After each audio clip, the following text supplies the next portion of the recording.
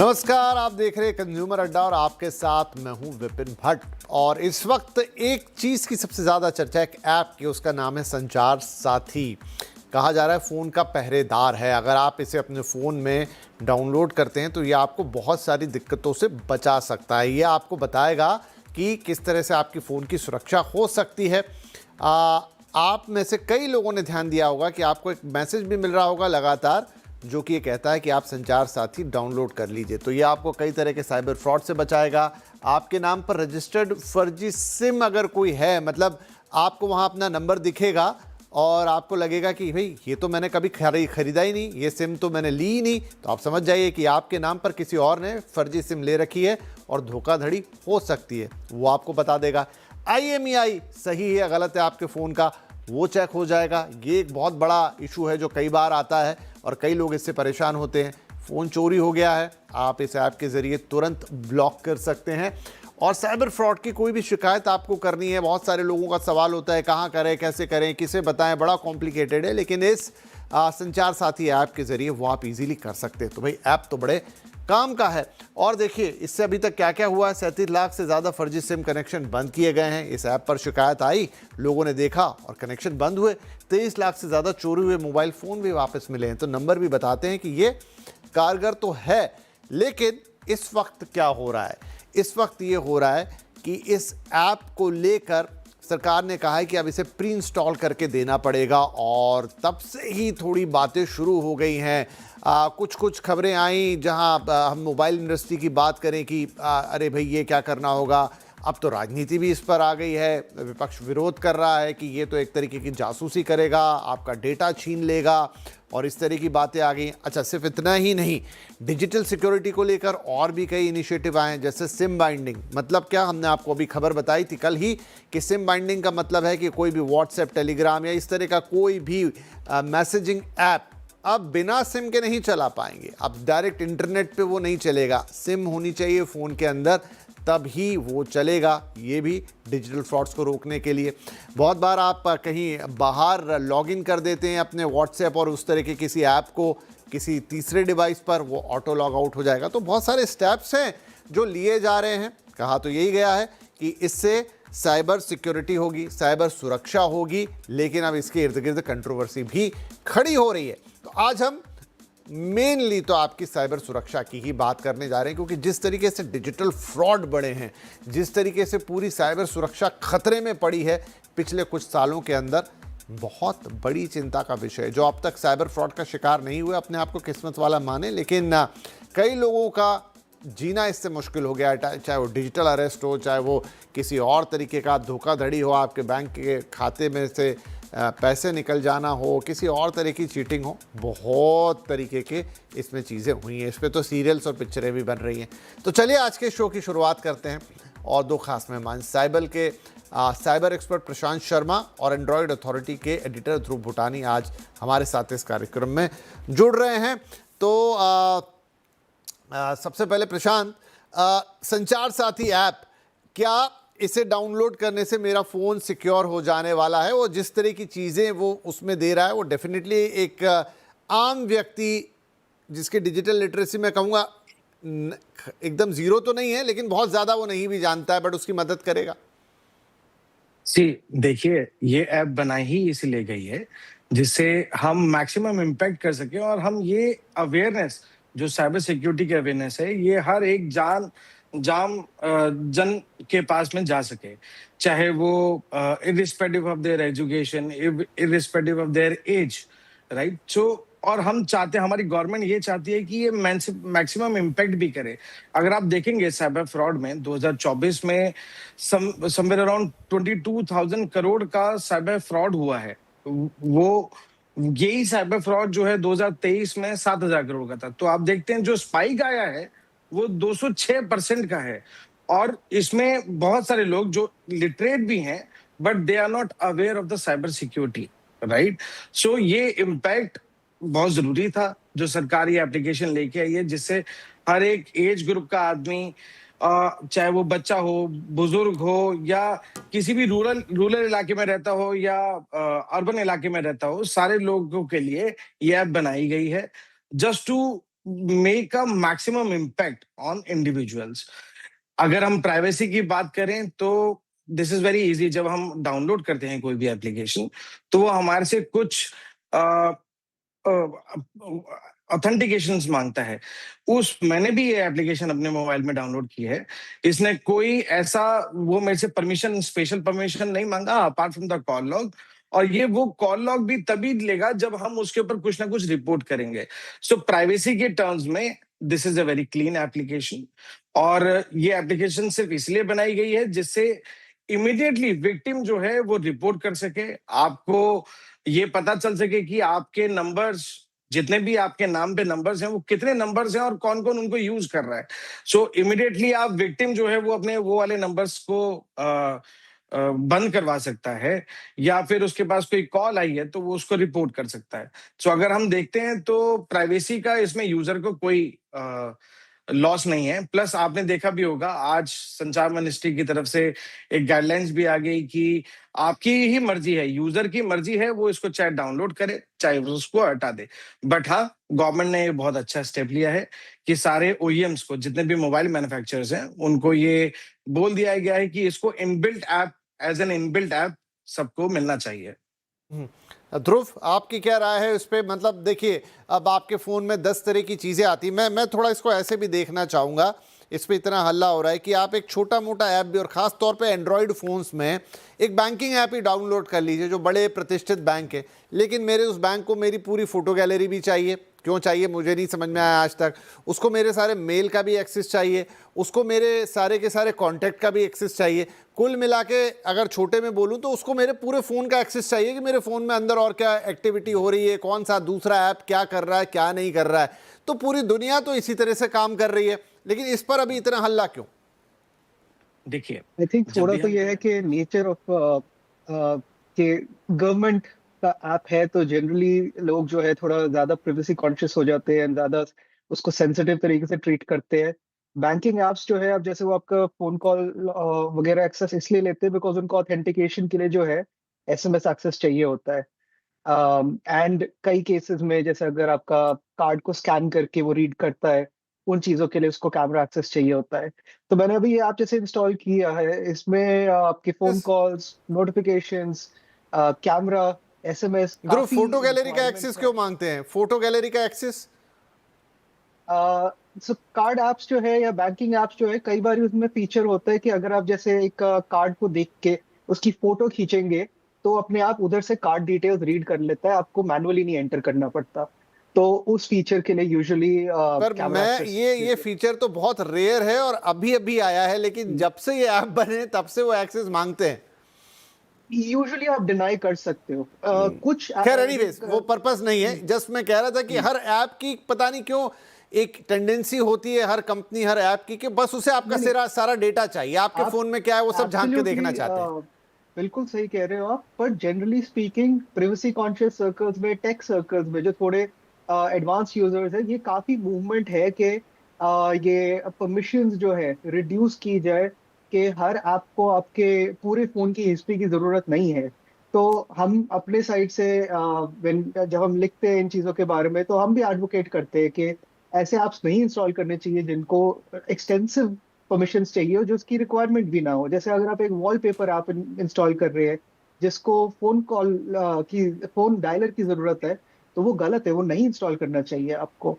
जी जी। And वही same fundamental philosophy है कि अब जैसे इस ऐप में, संचार साथी ऐप में, इसमें फोन कॉल एसएमएस अंडरस्टैंडेबल है किस पर्पस के लिए चाहिए, बट फोटो गैलरी क्यों चाहिए, इसका मेरे को आइडिया नहीं। तो ऐसे ही क्वेश्चंस कई उठाए जा रहे हैं।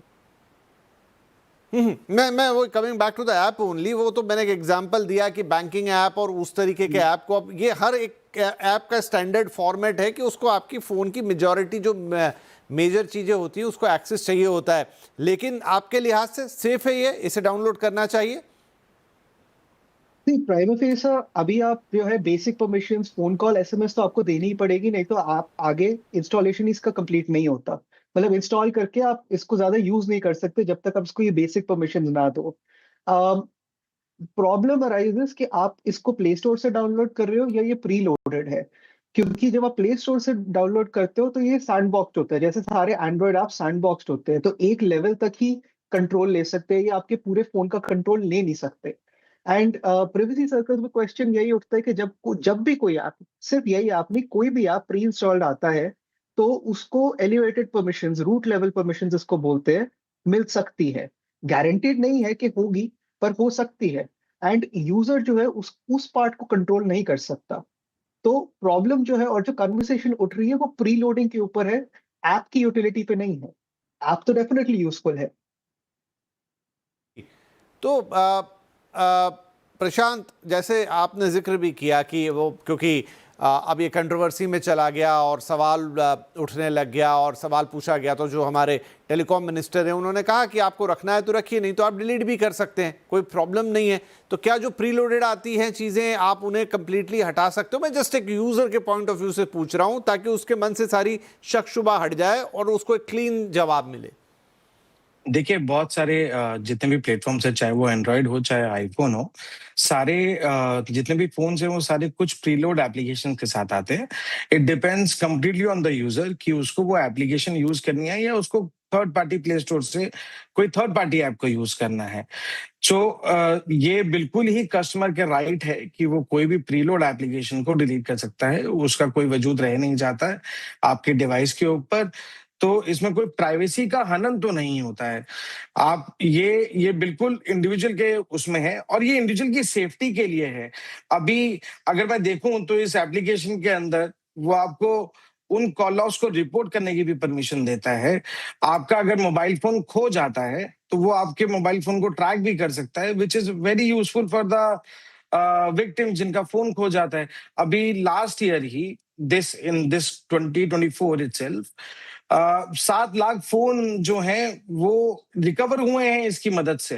अब 50,000 फ़ोन तो अभी लास्ट मंथ ही रिकवर हुए हैं as per the notifications and information available है एनीवेयर, राइट? आपने देखा होगा कि आप ही के नाम पे 4 या 5 नंबर्स चल रहे होते हैं। हमें खुद नहीं मालूम होता। So this is again a kind of a cyber crime frauds. जहाँ पर कोई भी वो व्यक्ति जिसने दूसरे के नाम पे ले रखा है, वो अपना कोई भी फ्रॉड करता है और फँसता कौन है? जो विक्टिम होता है वो फँसता है। So this application is very useful.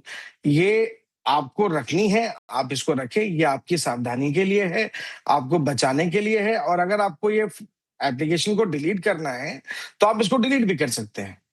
सो ये पूरी पूरी हेल्प सरकार ने करी है।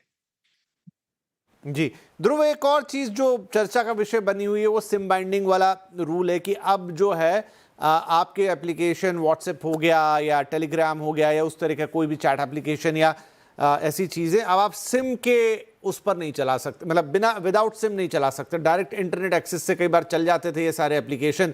इससे क्या फ़र्क पड़ेगा?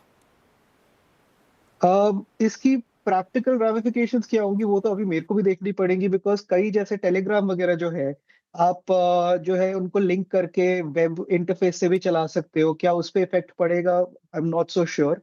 और आप टेलीग्राम का जैसे एक एडवांटेज था कि आप मेरे पास जैसे मल्टीपल फोन्स है, तो मैं एक ही अकाउंट जो है उन पे रख सकता था दोनों फोन्स पे, ताकि मैं कम्युनिकेट कर सकूं। क्या वो चलेगा या नहीं चलेगा, I am not so sure. But again अभी तो ये इसकी अनाउंसमेंट ही हुई है, तो इसकी जो प्रैक्टिकल लिमिटेशन या जो प्रॉब्लम्स आएगी वो देखनी पड़ेगी। It is very much possible कि वो सिर्फ एक मोबाइल सिग्नल के लिए चेक कर रहे हैं, तो आप सेम अकाउंट दो फोन्स पे रख सकते हो जब तक उनमें एक सिम कार्ड एक्टिव है। मेरे हिसाब से मोस्ट लाइकली यही सिनारियो रहेगा। बट वंस अगेन एक बार इसको प्रैक्टिकली देखना पड़ेगा, इसका मैंने इम्प्लीमेंटेशन क्या पढ़ा रहता उस है। पे ये कहा गया ध्रुव कि क्योंकि बहुत सारे ऐसे फ्रॉड्स होते हैं जो देश की सीमाओं के बाहर होते हैं और फिर वहाँ पर इस तरीके से उनका इन ऐप्स का इस्तेमाल किया जाता है और फिर आप उसको पिन पॉइंट आइडेंटिफाई नहीं कर पाते। ये पर्पस है शायद इसके पीछे। करेक्ट। बट अगेन अब जैसे कई लोग हैं जो थोड़ा रिमोट एरियाज में रहते हैं, उनका मोबाइल नेटवर्क इतना अच्छा नहीं आता, या सिर्फ वाईफाई पे यूज कर रहे हैं फोन, उन सिनारियोज में क्या होगा, वो आई थिंक कुछ हफ्तों में पता चलेगा, जैसे ये पॉलिसी जो है रोल आउट होनी शुरू होती है। एंड उससे ज्यादा इनैक्ट अपडेट्स वगैरह आके इनैक्ट की जाती है। क्योंकि वो सिचुएशंस जो है थोड़े एज केस में आ जाते हैं, बट जब तक प्रैक्टिकली हम नहीं देखेंगे तब तक आइडिया नहीं है। बट प्राइमा फेसा जो है पॉलिसी तो from a national security point of view ठीक ही है, क्योंकि सिम कार्ड के बिना आप एक्टिवेट नहीं कर सकते ये services, and majorly it seems कि यूज भी नहीं कर पाएंगे। जी प्रशांत, आपकी कोई राय इस पर? सी मेरे ख्याल से तो सरकार यूजर को ऑथेंटिकेट करना चाहती है हम्म। कि क्या जो ऑथेंटिकेशन के बाद में हमें मालूम है कि वो गतिविधि कौन कौन व्यक्ति कर रहा है। सो इस इन सब चीजों से सरकार यूजर को ऑथेंटिकेट करेगी। जो ऑथेंटिकेटेड डिवाइसेस नहीं होंगे उनको एक अलग कैटेगरी में डाला जाएगा, उनके लिए अलग से इंट्रोस्पेक्शन करेगी सरकार कि ये सही यूजर्स हैं या नहीं है। कई बार आईएमईआई स्पूफिंग हो जाती है, बहुत सारे क्रिमिनल्स आपने देखे होंगे आईएमईआई की स्पूफिंग कर देते हैं और वो डिवाइसेस यूज करने लगते हैं। उस केस को भी इस एप्लीकेशन के थ्रू ठीक किया जा सकता है, क्योंकि इसमें जितने भी फ्रॉड आईएमईआई नंबर वाले होंगे, स्पूफ आईएमईआई नंबर वाले होंगे, उन फोन्स को ही ब्लॉक कर दिया जाएगा। सो मेरे ख्याल से तो ये application is very much useful. इसको पॉजिटिव वे से हमें लेना चाहिए और शायद यही एक एप्लीकेशन की जरूरत भी थी। इसमें बहुत सारे चेंजेस अभी होंगे going forward, because this is a very nascent stage of this application, but एक इम्पैक्ट होना बहुत जरूरी था। एक इनबिल्ट ऐप की कमी थी जो कि हमें साइबर सिक्योरिटी अवेयरनेस दे और हमें साइबर फ्रॉड से बचा सके। और ये इनबिल्ट ऐप लाने का सरकार के पीछे हो सकता है मंशा ये रही हो कि ये सबके पास पहुंचे, क्योंकि घर में अगर एक व्यक्ति साइबर सुरक्षा से अवगत है तो घर में सारे ही व्यक्ति साइबर सुरक्षा से अवगत होने ही चाहिए।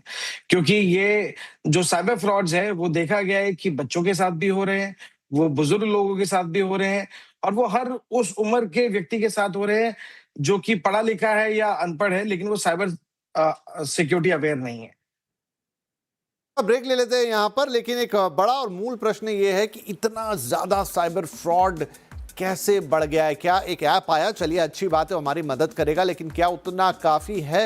हमारे पास इसके लिए कोई सॉलिड बैकअप, कोई सॉलिड प्रोग्राम होना चाहिए। अखबारों के पन्ने भरे पड़े हैं जब रोज़ बड़ी बड़ी खबरें चढ़ती हैं, चाहे वो डिजिटल अरेस्ट की हो, चाहे इतना पैसा आपके अकाउंट से उड़ गया, चाहे किसी और तरीके का ब्लैकमेल, कुछ भी जो फ़ोन के ज़रिए, और अब तो एआई जैसी चीज़ें भी उसमें जुड़ने लगी हैं। तो क्या इसका कोई अंत है और इसके लिए क्या तैयारी आपको चाहिए, क्या और चीज़ें हमें चाहिए, उस पर वेलकम बैक। आज बात हो रही है संचार साथी ऐप की, आपके फ़ोन का पहरेदार, क्योंकि सरकार ने अब कहा कि भाई ये आपके फ़ोन में प्री इंस्टॉल्ड आना चाहिए एक ऐसा ऐप जो आपको कई तरह के फर्जीवाड़े से बचा सकता है। जो आजकल ऑनलाइन फ्रॉड बहुत बढ़ गया है, लेकिन थोड़ी कंट्रोवर्सी इसके ऊपर हो आई, और अब तो राजनीति भी जहां कहा जा रहा है कि भाई ये जासूसी करेगा, this not good for you, और तमाम चीज़ें। लेकिन ब्रेक से पहले उस पर काफ़ी सारी बात हुई। अब थोड़ी और बातचीत करते हैं।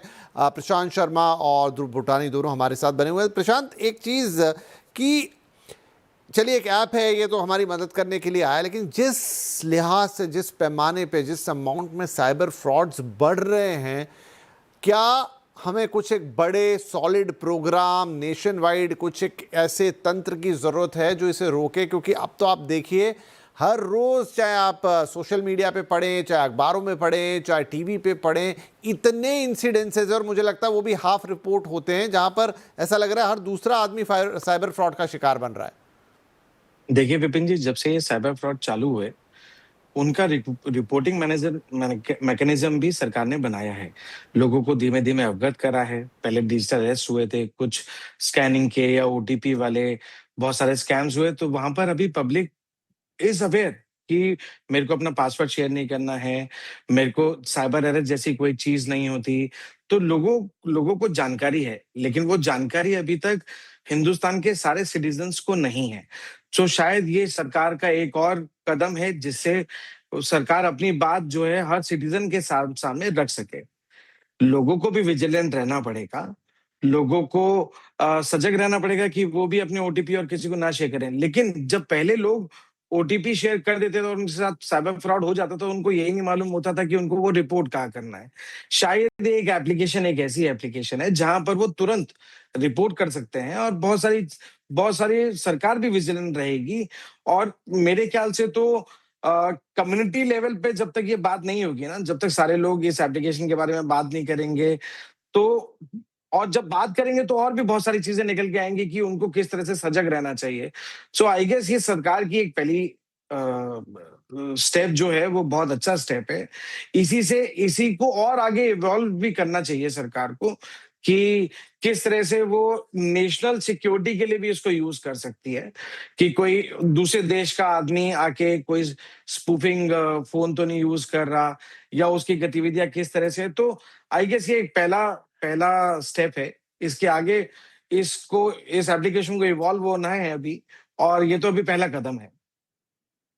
तो देखिए, दो तरीके हैं किसी चीज़ को हैंडल करने के। एक तो कि हाँ ठीक है, हमें जागरूक बनाना है, हमें लोगों को अवेयर करना है, उससे बहुत सारी चीज़ें रुकेंगी, उससे बहुत फ़र्क भी पड़ता है। अगर आप जागरूक हैं तो बहुत सारे फ्रॉड्स वहीं रुक जाते हैं। लेकिन दूसरी ये साइड है कि जो वो पूरा तंत्र है जो ये सारी खुरापातें कर रहा है, उसकी धरपकड़ भी करनी है। क्या उसके लिए अभी हमें और कुछ करने की ज़रूरत है? दूसरे देशों में क्या हो रहा है, क्योंकि ये तो खतरा जो वर्ल्ड वाइड है।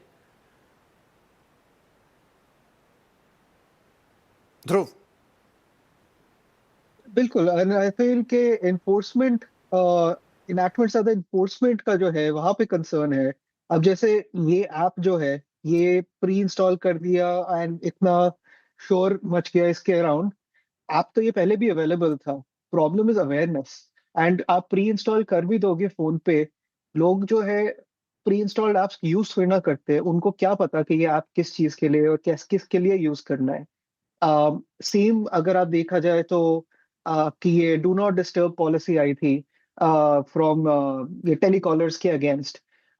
एंड जितना मर्जी हमने रजिस्टर कर लिया वो उसकी इन्फोर्समेंट इफेक्टिव नहीं है, क्योंकि अभी हमारी इस वीडियो कॉल के दौरान जो है मेरे को 3 बार स्पैम कॉल्स आ चुकी है। एंड मैं फिर भी थोड़ा टेक्निकली इंक्लाइंड यूजर हूँ, तो आप बाकी लोगों का सोचो।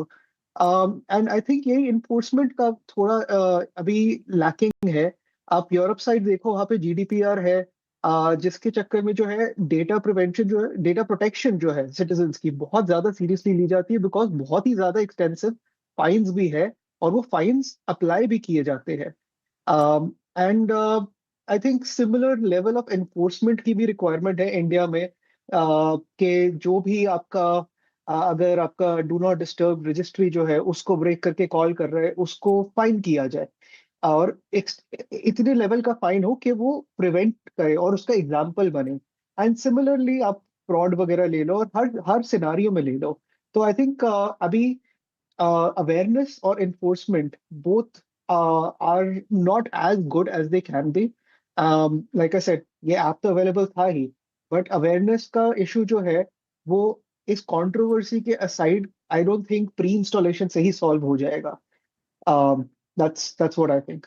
देखिए, कुल मिला के जो बातचीत समझ में आ रही वो है कि आपके फ़ोन में वैसे ही ढेर सारे ऐप्स लगे रहते हैं, लेकिन और वो सारा डेटा लेते हैं, उसमें कोई शक की बात नहीं है। वो सब तरीके से ट्रैक करते हैं। आईफोन आप देखें तो उसमें चूंकि एक फीचर आता है तो कहता है ask app not to track, वरना बाकी फ़ोन्स में तो बात आपको पता भी नहीं चलती। और हर आपके बैंक का ऐप हो, कोई भी छोटा मोटा ऐप हो, दुनिया भर के शॉपिंग ऐप से आपका सारा डेटा लेते हैं। लेकिन एक ऐसा ऐप आता है जो आपको एक हद तक बचाने की बात कर रहा है, तो वो भी अगर आपका डेटा मांग रहा है एक हद तक, तो फिर इसको भी दे दें। कम से कम आपकी सुरक्षा तो कर रहा है। लेकिन अगेन, जैसा टेलीकॉम मंत्री ने कहा कि इट्स अप टू यू, आप चाहें तो रखें, चाहें तो डिलीट करें। लेकिन हम इस कंट्रोवर्सी में नहीं जाते, कि राजनीति में नहीं पड़ते, आरोप प्रत्यारोप में नहीं जाते कि क्या इससे जासूसी होगी नहीं होगी। इम्पॉर्टेंट है कि हमें, देश की जनता को, आपको और हमें खुद को साइबर फ्रॉड और इस तरह की चीज़ों से बढ़ना है। अवेयरनेस उसका एक बड़ा टूल है। उसके अलावा कोई और चीज़ हमें अगर मदद करती है और हमें कॉन्शियसली पता है कि सही है, तो हम उसका इस्तेमाल अपने विवेक के हिसाब से करें, क्योंकि साइबर फ्रॉड के खिलाफ आपको और हमको भी उतना ही पुरजोरी से खड़ा होना होगा। अकेला एक तंत्र आपको शायद पूरी तरह ना बचा पाए। उसकी रिपोर्टिंग, उसके बारे में तमाम चीज़ें, ये भी करना बहुत ज़रूरी है। फिलहाल बहुत शुक्रिया आप दोनों ही मेहमानों का। आई होप कि दर्शक इससे अपनी जो समझने वाली बात है वो निकाल लेंगे, और बाकी इस पर वाद विवाद चलता रहेगा, वो आगे देखेंगे, वो अलग खबरों में रहेगा। लेकिन ऐप के क्या मायने हैं, इस तरह की और चीज़ों के क्या मायने हैं, हम साइबर सिक्योरिटी में कहाँ खड़े हैं, उस पर अवेयरनेस बहुत ज़रूरी है। बहुत बहुत धन्यवाद आप दोनों का ही।